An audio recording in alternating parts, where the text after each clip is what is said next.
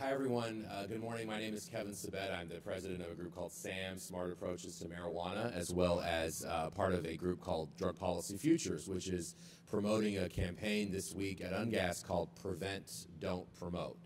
And PreventDon'tPromote.org has resources and really is a discussion of a human rights, public health-based drug policy that also doesn't promote drug use, but actually discusses treatment and really recovery and a recovery-filled life. So I'm thrilled to be here at the Digital Media Zone discussing this very complex issue, and we're joined here by George Ochieng from Africa, who's going to be discussing with us some of the issues happening in your country, in Uganda and Kenya, and in Kenya specifically, Nairobi, what you are seeing there with the drug scene. I think maybe to start with that would be very helpful. But welcome, thank you.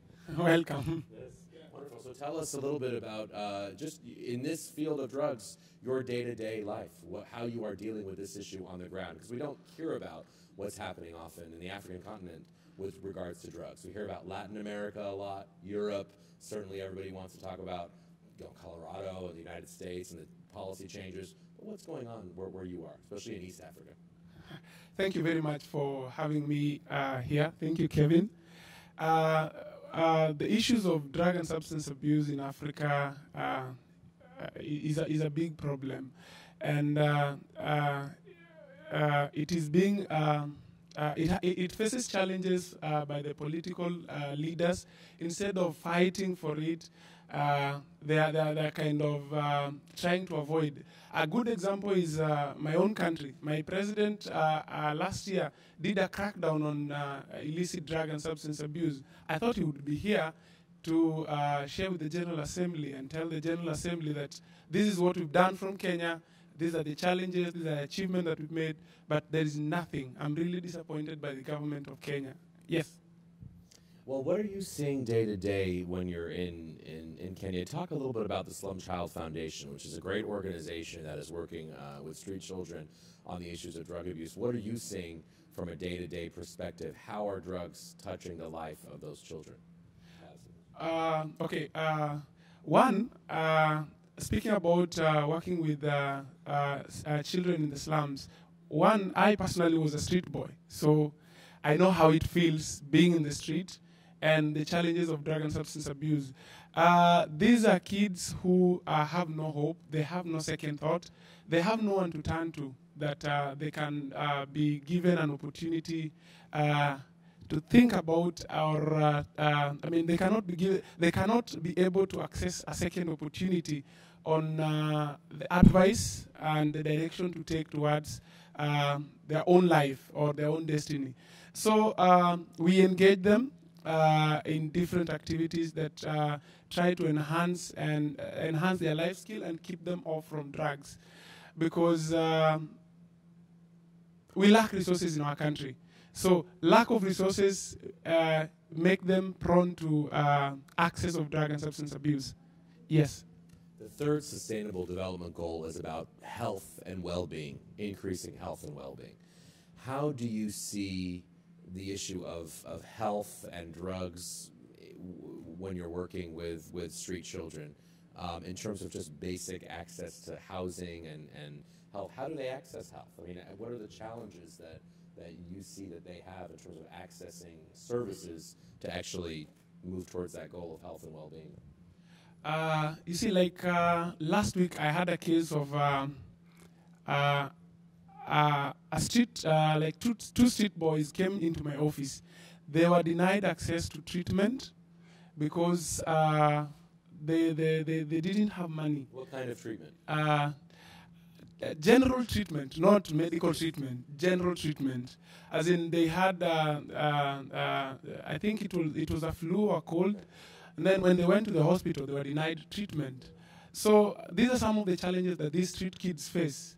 And then you see others are being forced into treatment that they don't know even the background. Like last week, but when I had a case of a boy who was taken for methadone treatment. He never knew anything about methadone, and he never knew anything concerning the whole treatment. When he was there, he started having some side effects, and when he went back to the doctor, the doctor told the boy that we are putting you on this so that we may be able to test these drugs and get to know how they work effectively. So you see, it's like they're using the street kids as a tool to sample their medical treatment, whatever. Yeah, no, clear, and that's obviously a huge issue in terms of research and ethical research with informed consent. I know many UN agencies like UNICRE and Turin is dealing with that issue of medical treatment and trials that are humane. That is a very big issue there. How do you see, in terms of the issue of drug trafficking and street children, is this an issue? I mean, we hear a lot about West Africa being touched by drug trafficking specifically, obviously because of the geographic area and it's sort of the ocean and bring to Europe and then west to, but in East Africa where you are in Kenya, is the issue of drug trafficking, is it visible, and are traffickers often using children or trying to use children and what they're doing? In Africa, in East Africa, Kenya is a hub of transit of drug and substance abuse, and these people use the poor people, because these poor people don't have money. If you can be in a position to provide like $50 or $1 for someone to traffic drug, I mean, they would really go for it, because at the end of the day, they'll be able to have some money and buy food to keep them going. So the traffickers are using the poor people because they have no resources. And if they were in a position to have resources, I don't think if they would really accept to do what they're doing. And again, they're very influential and strong people in the government, because they're using the politicians, they're using the people in the government to do what they want to do. So it becomes very hard to kind of get hold of them. And they're trying to protect the cartel, the people doing trafficking drugs for them. And if you fail to do that, you will be in for it. Last month, I had a case of a boy who was working for a prominent politician in my country, and the politician was trafficking drugs. When the boy was given advice and was told that this is not good, you have to make an informed choice about your life, he said that I never knew what I was doing was right, but I did it because of poverty. So when he wanted to walk out, he was told, if you walk out, we'll shoot you, because you will be able to leak the secret of what you're doing. Yeah, so this really touches on, and I think that sometimes we get caught in our silos of specific issues, and we don't realize how really all of these issues are interconnected. So I certainly haven't heard as much talk this week about corruption. I haven't heard as much talked about poverty and how that is linked to this. We tend to sort of get very specific and very sort of siloed rather than talking about other social issues. As we wrap up, we hear a lot in terms of racial inequalities and I should say inequalities of people with means and those without means. We've actually been seeing that in the West, especially with the legalization of drugs and movement in a couple of states in the U.S. There was a report saying that there were more marijuana stores in poorer neighborhoods in Colorado than in richer neighborhoods, which is a sort of a version of what you're talking about going on in East Africa. How do you, is this discussion that we've heard lately about legalizing drugs, does it affect Africa and where you are in Kenya to have this discussion? Like, what is the impact of that whole movement and the discussion of legalization on what you're trying to do with your work in Kenya? There is a challenge, because back in my country, legalization, politicians are trying to push, as much as certain drugs are illegal, certain politicians want to push for legalization. And this really affects a lot about what I'm doing with the kids back at home, because we are trying to tell them that this is bad, but the politicians are telling them this is good, and it can help you earn a living, but it's always good to earn a living in the right way, not the wrong way. So it's a big challenge back at home. And there was a time when I was working with, I think it was in 2014, when I do my outreach program with the youths in the slums, one of the kids challenged me and told me, George, you're telling us that drug and substance abuse is bad, and President Obama is saying this is good and this is bad. So that really provoked me, and I was like, this is not good. We need to pin down the president. And we wrote to the president. Unfortunately, he never responded back. But they are also following what is happening at the global level. And yeah. Great.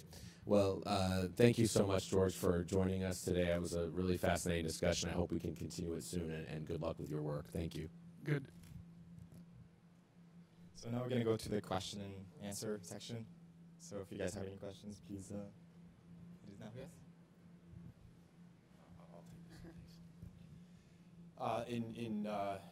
In 2014, you wrote a letter to President Obama kind of talking about the difference of views of legalization and the impacts it was going to have on what you're trying to do. I thought it was a very good letter, and it seemed to be two substantial differences: legalize it and regulate it compared to stop it. In what you've been doing, are you seeing any hope in stopping it? Thank you very much. I see hope. I never lose hope because, one, when I was in the street, I never knew I would come out. But because I had hope, that is why I'm even in America. So I know, irrespective of how many years it will take us, one day, one time, we'll have a breakthrough. Yes. Thank you. Help me to understand how easy is it to get drugs on the street for street boys? How cheap is it? How hard is it? Drugs in the slums, they are very much accessible. Every corner, because of the high poverty conditions that people are living in the slums.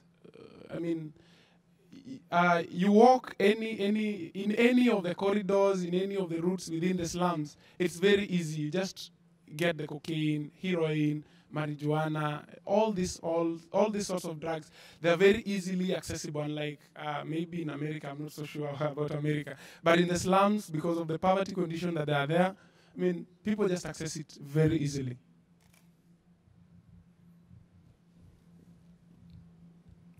Any more questions? Okay, thank you so much. This is Mr. Sabet and Mr. Olang. Thank you.